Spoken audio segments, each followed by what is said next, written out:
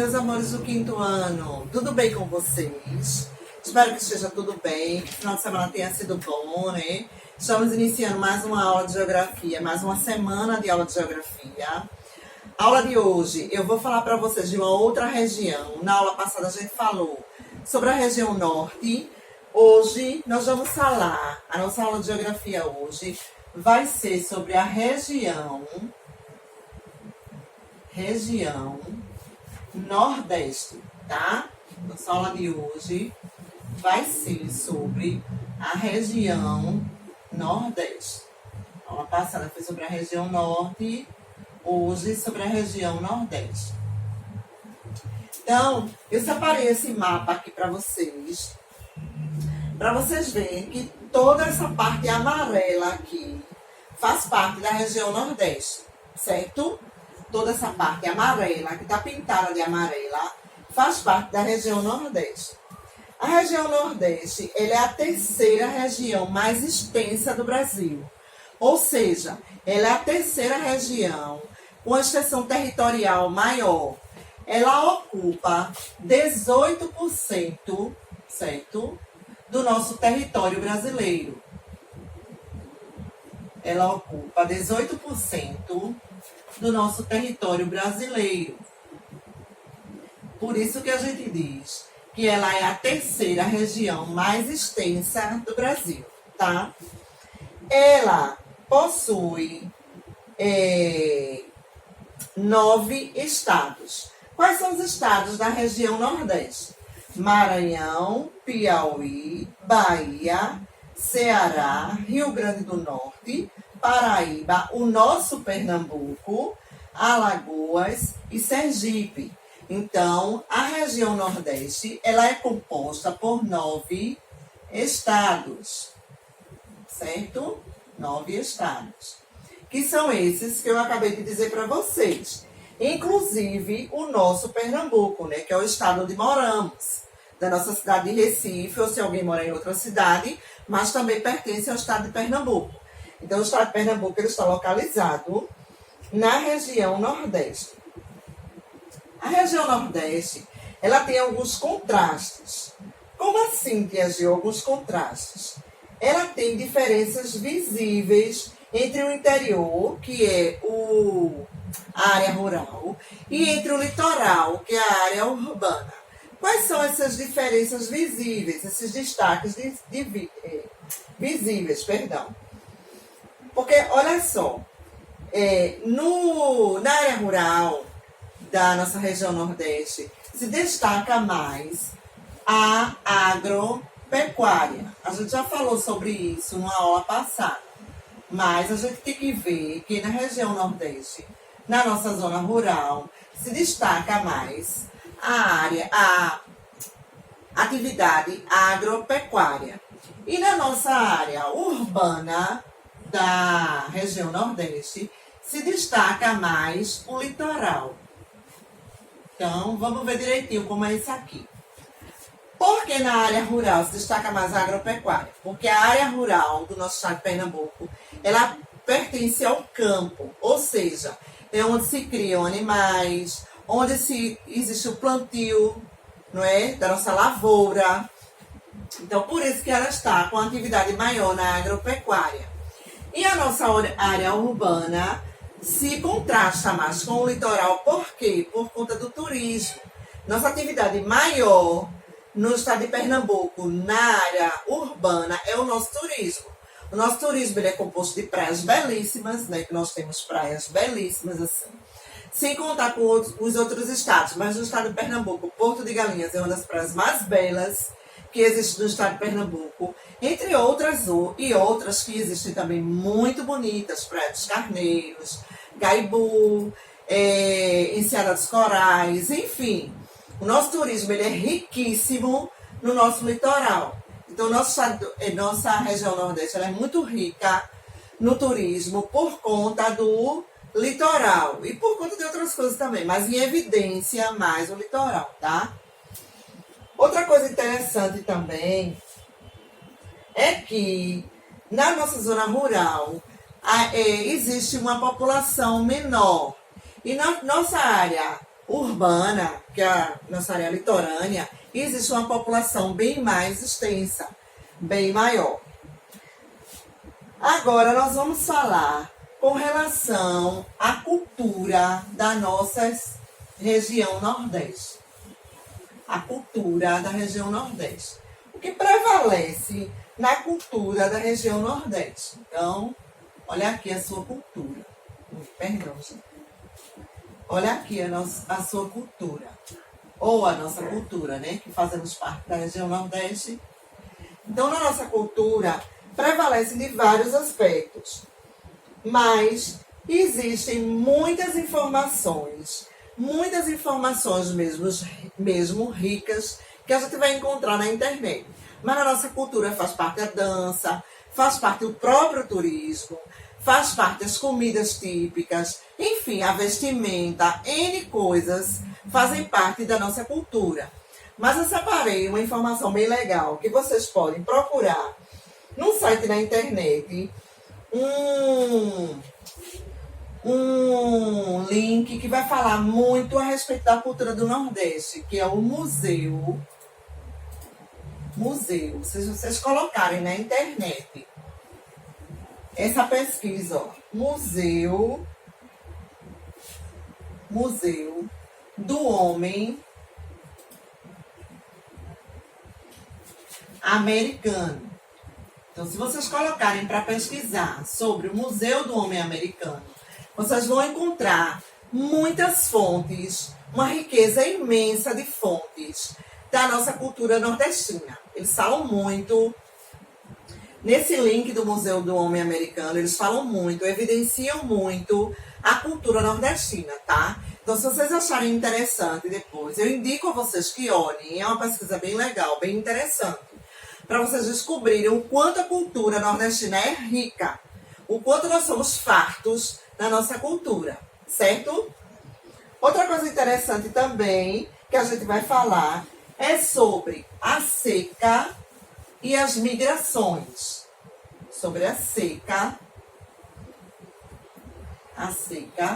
e as migrações.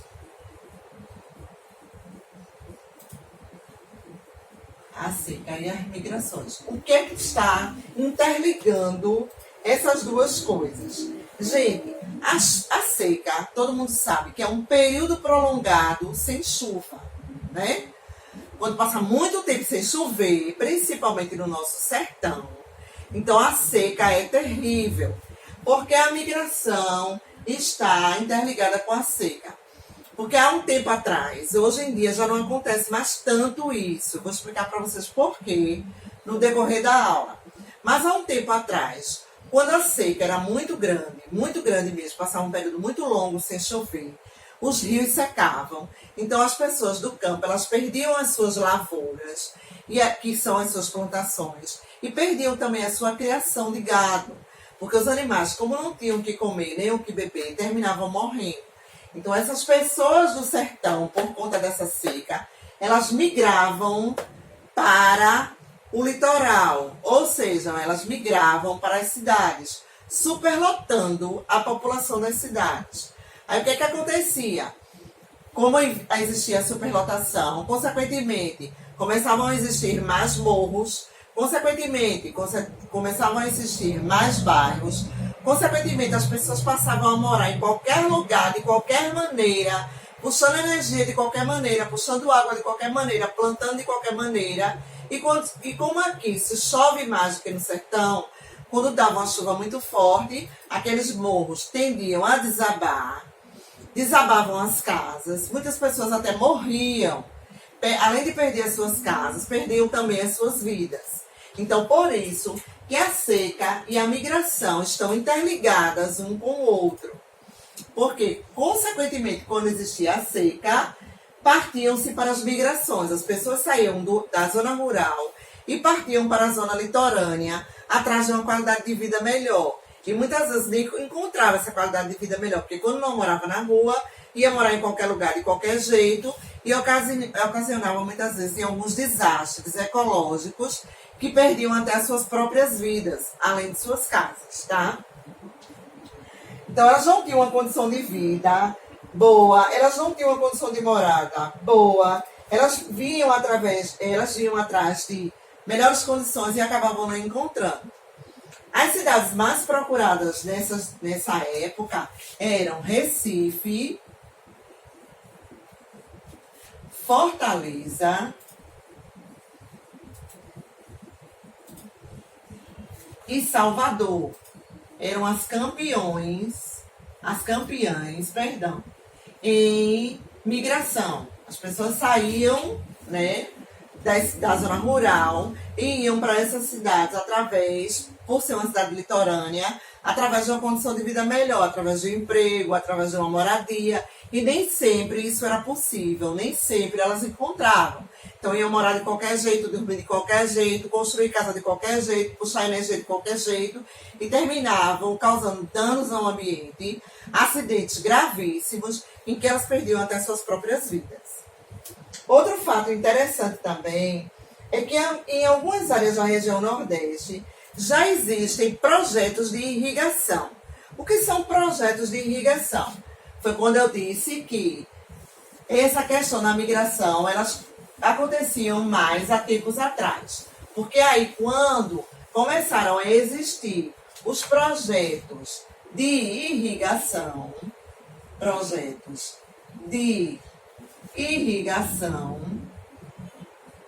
esse problema começou a apresentar soluções. Por quê? Porque eles começavam a armazenar água, certo? E aquela água armazenada, ela ia suprir no período da seca. Existe um projeto de irrigação até bem legal, gente, que eles constroem cisternas no sertão. E quando é a época chuvosa do sertão, aquelas cisternas elas ficam abertas para que a água da chuva ela caia e acumule naquelas cisternas. Então, aqui está a cisterna sendo construída. Então, quando é na época de chuva, essas cisternas elas permanecem abertas para que a chuva caia, certo? E, consequentemente, consiga encher aquelas cisternas. Ou consiga armazenar uma quantidade boa de água naquelas cisternas. Quando chega o período da seca, essa água ela é utilizada para irrigar as lavouras, para matar a sede dos animais, enfim, para que o campo não sofra mais, como sofria tanto há anos atrás, com relação à seca, tá? Então, por isso que a gente chama de projeto de irrigação. Outra coisa também bem interessante é que essa ideia do projeto de irrigação, ela foi criada visando a produção de frutas tropicais. O que são frutas tropicais? São determinadas frutas que elas só conseguem nascer e se cultivar na umidade. Então, no período seco, é mais difícil cultivar essas frutas. Algumas dessas frutas são o nosso melão, tá? A nossa manga, a nossa banana, a nossa uva, dentre outras, tá? Mas eu citei só esses exemplos. São chamadas de frutas tropicais. Por quê? Porque elas só conseguem se desenvolver num clima úmido, com a umidade do solo. E no período seco fica mais difícil de se cultivar essas frutas. Então, pensando nisso, eles criaram os projetos de irrigação, pensando numa maneira de existir esse cultivo durante o ano inteiro. Tá legal? Outra coisa também bem interessante com relação à nossa região Nordeste são os climas e o rio. Então, agora, os rios, perdão. Nós vamos falar sobre o clima, certo? O clima e os rios. O clima da região Nordeste é um clima tropical. Por que um clima tropical?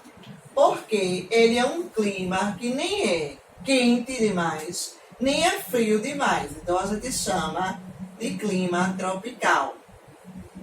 né? Vocês sabem que existem locais que a temperatura é muito alta mesmo. Rio de Janeiro e São Paulo mesmo são recorde. Quando é frio, quando é calor, é calor. É de matar mesmo. Quando é calor de matar, e quando é frio de matar. Enfim, não é o nosso caso.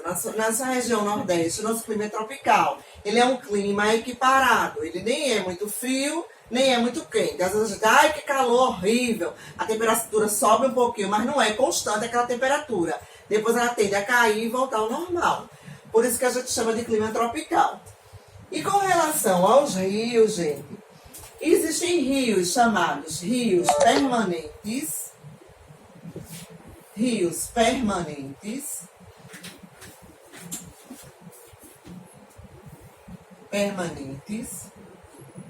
E rios temporários.